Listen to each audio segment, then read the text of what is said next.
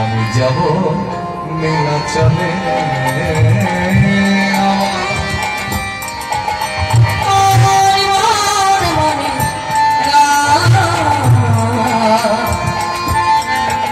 আমি যাব নীলাচলে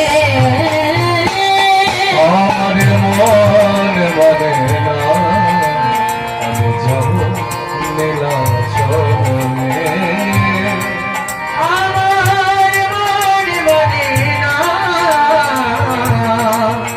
আমি যাব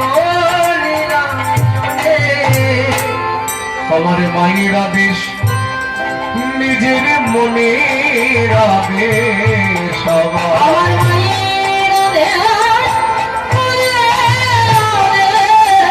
আমার মায়ের আদেশ নিজের মনের আদেশ আমার মায়ের আদেশ নিজের মনে আমি যাব নীলাচল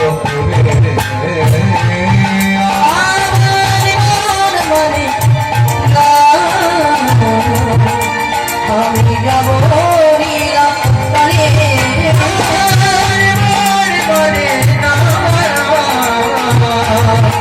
আমি যাব কত দূর নীলাচল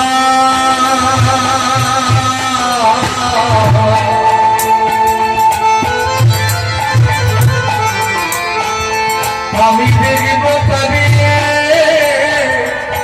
আমি দেখব তবে জগন্নাথ হেরব জগন্নাথ স্বামী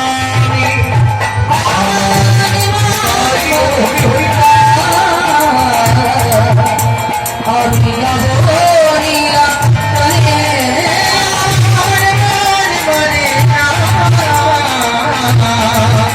আমি যাব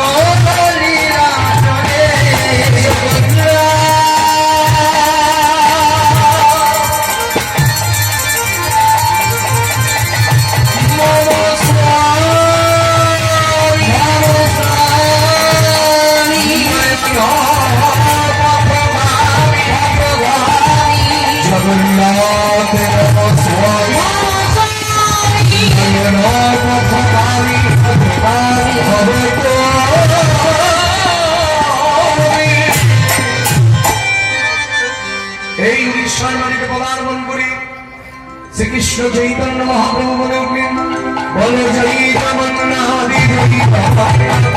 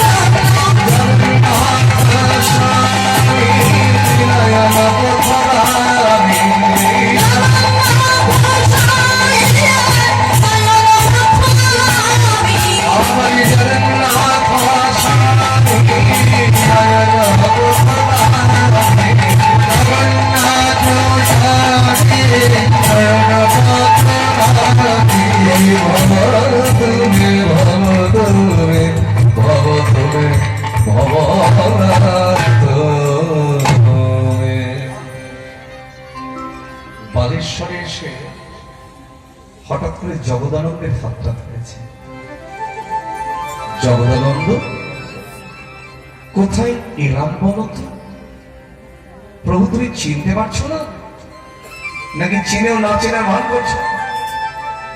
আচ্ছা, যিনি জগৎকে চিনিয়ে দিচ্ছেন তিনি চিনতে পারবেন না, হয় না। কিন্তু ভক্তকে কাছে পেলেই ভগবান পরীক্ষা করতে শুরু করে। মাথায় রাখবেন, এখানে যেমন পঞ্চতত্ত্ব আছে, বামে প্রিয় গদাধর, দক্ষিণে নিতাই, পশ্চাতে শ্রীবাস, সম্মুখে অদ্বৈত গোসাই। আছে কি কীর্তনের শেষ দিন? তাহলে রাস হবে না? আচ্ছা বস। তা রাসে দেখছেন না ওই যে গৌরচন্দ্রিকায় এক এক করে সব নৃত্য করছেন, বামে প্রিয় গদাধর দক্ষিণে নিতাই, পশ্চাতে শ্রীবাস নাচে সম্মুখে অদ্বৈত গোসাই। এটা হচ্ছে নবদ্বীপের। কিন্তু সন্ন্যাসের পরে মহাপ্রভুর সঙ্গী কারা ছিল?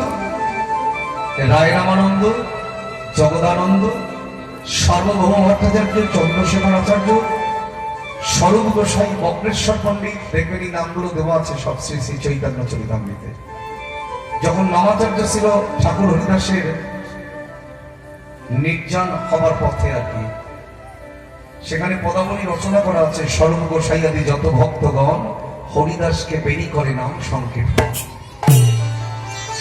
রামানন্দ সার্বভৌম সবার অগ্রবীর, হরিদাসের গুণ প্রভু লাগিলা কবি। এই পদাবলীগুলো আস্বাদন করবেন, দেখবেন হরিদাস নির্জনের পদাবলী। আজকে জগদানন্দকে গৌরহরি জিজ্ঞাসা করছেন, কোথায় এলাম বলো তো? প্রভু তুমি চিনতে পারছো না, নাকি চিনেও না চেনা নাম করছো? আরে না গো না, আমি চিনি না, তোমাকে জিজ্ঞাসা করি। গৌরহরি খুব চতুর ছেলে। জগদানন্দ বলো না একটু কোথায় এলাম? আরে এটা তো বালেশ্বর। যারা পুরীতে গেছেন নিশ্চয়ই জানেন, পুরীতে যাওয়ার আগে বালেশ্বর বলে। আর যারা যাননি এখনো, তারা জেনে রাখুন বালেশ্বর পার করে কিন্তু যেতে হবে।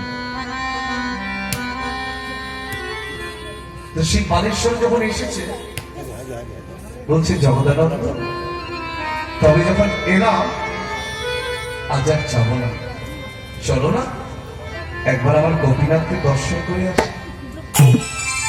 ভক্তগণ চমকে উঠেছে, গৌরহরি তুমি তো নিজেই গোপীনাথ, তুমি আবার কি গোপীনাথ দর্শন করবে? হে, মাথায় রাখবেন অন্যান্য যুগে ভগবান আর কলিযুগের ভগবানের মধ্যে একটু ব্যতিক্রম আছে। বলে কেমন?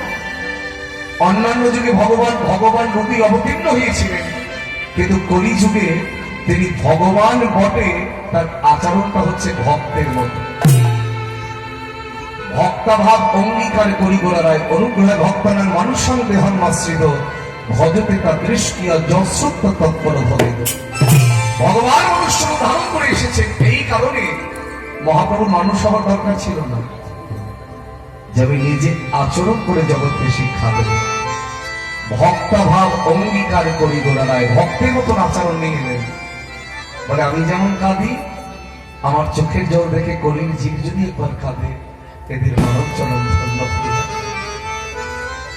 তাই আজকে জগদানন্দ যেই বললেন, প্রভু এটা তো বালেশ্বর, ও বালেশ্বরে এসে পড়েছি, তাহলে আজ আর যাবো না, চলো না এখান থেকে বেশি দূর নয়, একবার সেই গোপীনাথকে দর্শন করে আসি। মাথায় রাখবে, কীর্তনিয়া যে স্থানের বর্ণনা করেন, যে কীর্তনিয়া যে লীলা স্মরণ করাবেন, সেই জায়গাটা তৈরি হয়ে যায়। যদি নবদ্বীপের কথা আলোচনা হয়, তাহলে এটাই নবদ্বীপ, এটার হরিহরপুর ঘোষ সরানো। যদি পুরীর কথা আলোচনা হয়, ভাববেন এটাই সেই পুরী ধাম। যদি বৃন্দাবনের কথা আলোচনা হয়, ভাববেন এটাই সেই বৃন্দাবন ধাম। আর এই মুহূর্তে আমরা বালেশ্বরের রেমুনা গ্রামের সেই গোপীনাথের মন্দিরে, ভাবুন এখানে সেই গোপীনাথ দাঁড়িয়ে আছে। ভাবরাজ্যে গেলে এখান থেকেই দেখতে পাবেন যে সেই গোপীনাথ আপনাদের হরিহরপুর ঘোষ করায় দাঁড়িয়ে আছে। গৌরহরি আমার সকল ভক্তগণকে সঙ্গে লই রেমুনার গোপীনাথের মন্দির দাঁড়িয়ে সে দাঁড়িয়ে বলছে, ভক্তগণ দর্শন করো, এই হলো আমার সেই গোপীনাথ। কোন গোপীনাথ? শ্রী শ্রী চৈতন্য চরিতামৃতে শ্রীকৃষ্ণদাস কবিরাজ গোস্বামী কলম দিলেন, রেমুনায় ভক্তি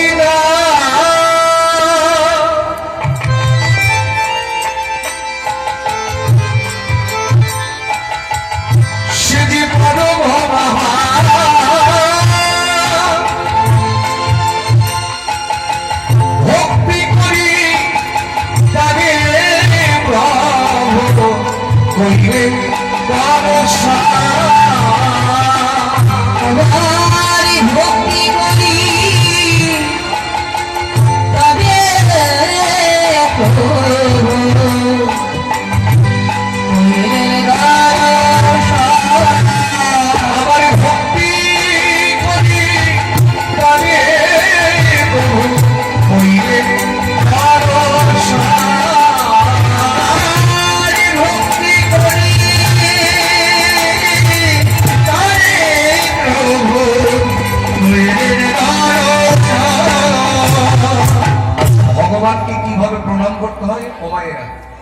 আমাকে একটু শিখিয়ে কিন্তু মাঝখানে একটা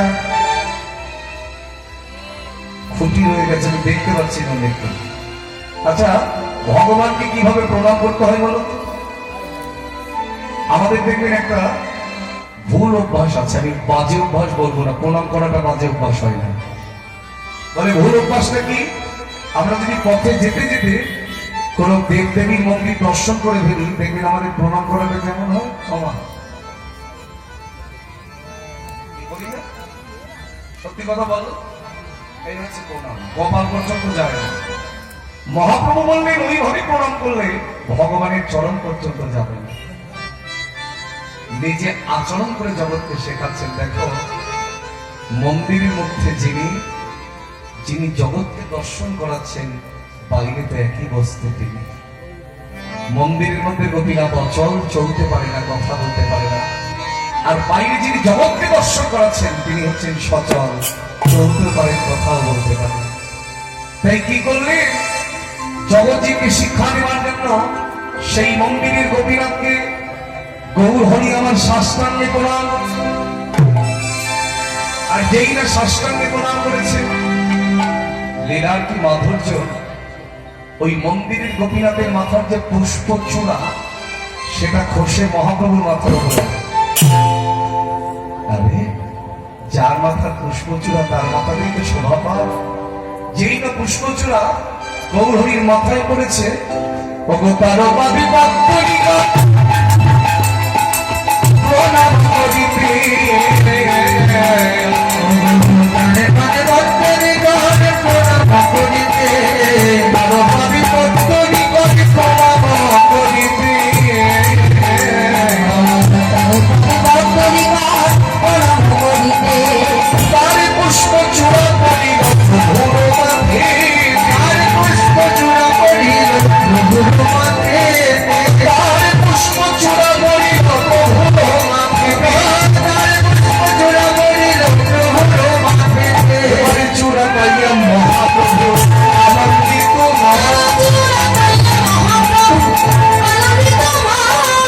চূড়া পাইয়া মহাপ্রভু আনন্দিত চূড়া পাইয়া মহাপ্রভু আনন্দিত প্রভু নৃত্য গীতি করিল লইয়া ভক্তগণ, মহুরিত গীতি কইল লইয়া ভক্তগণ, প্রভু নৃত্য গীতি করিল লইয়া ভক্তগণ, মহুরিত গীতি কইল লইয়া ভক্তগণ। জয় জয় গোপী,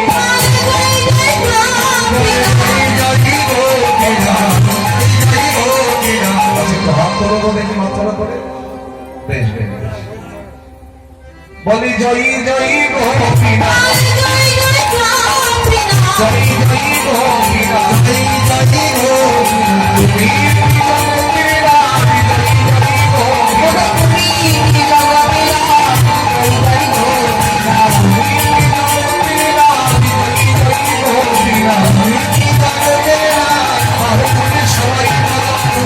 জগতের রানী, জয় জয় গোপীনাথ,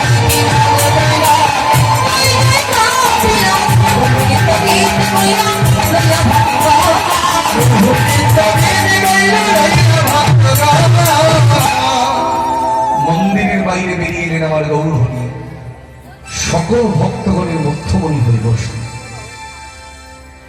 বসে বলছে, ভক্তগণ, তোমরা তোমার গোপীনাথকে দর্শন করো, বলো তো এই গোপীনাথ কার জন্য জগতে তো বিখ্যাত হয়েছে? বলে, কৃষ্ণ নাম হরিনাম বড়ই মধুর, আর যেজন কৃষ্ণ ভজে সে বড় ছোট। ভক্তগণ বলছে, প্রভু আমরা কি করে জানবো? তুমি যদি তোমার শ্রীমুখে বর্ণনা করো তবেই না জানো। এই মহাপ্রভু ভক্তগণের মাঝখানে বসে মাধবেন্দ্র পুরীর কথা বর্ণনা করতে শুরু করলেন। প্রথমেই বলি, শ্রীপাদ মাধবেন্দ্র পুরীর জন্মস্থানটি হল পূর্ববঙ্গের শ্রীহট্ট জেলার পূর্ণিয়াপাদ গ্রামে লৌকিক লীলায় তিনি হলেন মহাপ্রভুর পরম গুরু। আমরা দীক্ষা নেবার পর গুরুদেবকে কি বলে ডাকি? কি বলি মা? দীক্ষা নেওয়ার পরে গুরুদেবকে কি বলে ডাকো? এবার জানো না কি বলো? বাবা। গুরুমা তো বাবার বউকে গুরুমা বলা হয়। দীক্ষা নেওয়ার পরে গুরুদেবকে আমরা বাবা বলি, আর গুরুদেবকে কি বলা হয়? এগুলো শেখার ব্যাপার। গুরুদেবকে বলা হয় দাদু গুরু বা দাদু প্রভু। আবার অনেকে পরম গুরুদেবও বলে। এখন দীক্ষা নেবার পরে যদি তুমি গুরুদেবকে ডাকো, এই গুরুদেব, কেমন লাগবে শুনতে? স্কুলে মাস্টার মশাই এলো, তুমি বাইরে থেকে ডাকছো, এই মাস্টার, কেমন লাগবে শুনতে? জয়নিতাই, প্রত্যেকের একটা আলাদা আলাদা সম্মান আছে।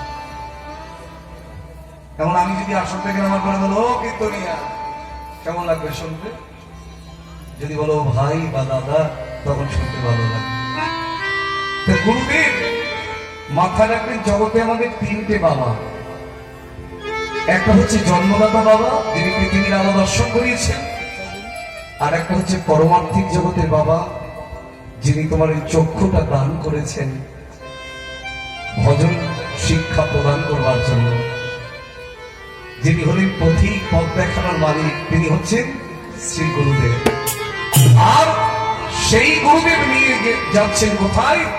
যিনি আমাদের ভগবান, তিনি আমাদের বাবাও বটে, তিনি আমাদের মাও বটে।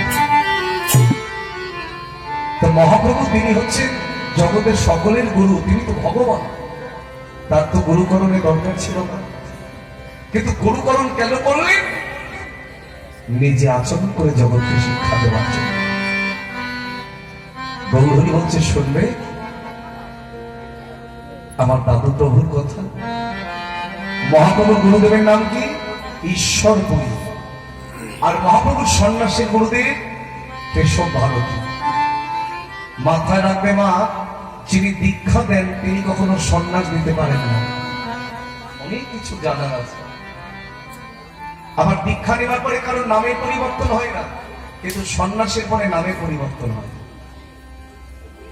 আপনি সন্ন্যাসী হয়ে গেলেন, আপনার গুরুদেব নামে পরিবর্তন করে দিলেন। যেমন আমার গৌরহরির নাম কি ছিল? কেউ বলতো নিমাই, কেউ বলতো বিশ্বম্ভর, কেউ বলতো প্রদীপ পাবন, কেউ বলতো জগন্নাথ মিশ্র পুত্র, কেউ বলতো সচিন নন্দন, কেউ বলতো অদ্বৈতের আনন্দে, কেউ বলতো গদাধরের প্রাণ, কেউ বলতো শিবাসের নাটুয়া নিমাই। কিন্তু সন্ন্যাসের পরে কি নাম হলো? শ্রীকৃষ্ণ চৈতন্য মহাপ্রভু। নামে পরিবর্তন হয়ে গেল। তা মহাপ্রভুর গুরুদেব ছিলেন ঈশ্বরপুরী, আর ঈশ্বরপুরীর গুরুদেব ছিলেন শ্রীপাদ মাধবেন্দ্র পুরী। তোমরা শুনবে আমার সেই দাদু প্রভুর কথা। তবে বলি শোনো, এই বলতে বলতে গৌরহরি দুটো নয়ন জলে বউ ভেসে যাচ্ছে। আর গৌরহরি যখন কাঁদেন না বাবা, তখন তার তিনয়নি বাড়ি ধারা ছড়ে ঝরে পড়ে। তোমরা শুনবে আমার সেই দাদু প্রভুর কথা। এমন বৈষ্ণব জগতে খুব কম এসেছে বাবা। আমরা তো মুখে অনেক সময় বৈষ্ণব বলি, ভক্ত বলি, নিজেদের বলি না আমি ভক্ত, আমি বৈষ্ণব। মাথায় রাখবেন, ভগবান হওয়া সহজ, ভক্ত হওয়া কঠিন, বৈষ্ণব হওয়া কঠিন। এর জন্য অনেক পরীক্ষা দিতে হয়। আমরা তো কোনো পরীক্ষাই বসে যাই, শুধু নিজেদের সুখ পাওয়ার জন্য, নিজেরা সুখ করবো বলে জগতে এসেছি। আমরা ভগবানকে সুখ দিতে এতটুকু বিন্দুমাত্র চিন্তা আমাদের ভগবানের চরণের প্রতি নাই। সেই মাধবেন্দ্র পুরীর কথা বলতে বলতে গৌরহরি কাঁদছেন। আর যখন তার নয়নকেও ঝরে পড়ত, মনে হয় যেন ত্রিনয়নী বাড়ি ধারা ঝরছে, গঙ্গা যমুনা সরস্বতী তার নয়নের উপরে। এই মাধবেন্দ্র পুরীর দুটি স্বভাব ছিল। প্রথম স্বভাব, তিনি অহর্নিশি কৃষ্ণ নাম করতেন। অহর্নিশি কৃষ্ণ নাম মানে দিন রাত্রি 24 ঘন্টা। খুব মন দিয়ে শোনো মা, আমরা জানি জেগে থাকলে কৃষ্ণ নাম করা যায়, কিন্তু যে ঘুমিয়ে পড়ে সে কি করে কৃষ্ণ নাম করে? শাস্ত্রকারগণ বলছে সেটাও সম্ভব। তুণ্ডে তাণ্ডবিনী রোপিং পিত নাক তুণ্ডাবলী লক্ষয়ে, ঘুমিয়ে থাকলেও কৃষ্ণ নাম করা যায়। আমরা সারাদিনে একবার অনেকে নাম করতে পারি না, আর মাধবেন্দ্র বলি দিন রাত্রি 24 ঘন্টা কৃষ্ণ নাম করতে, কি করে সম্ভব?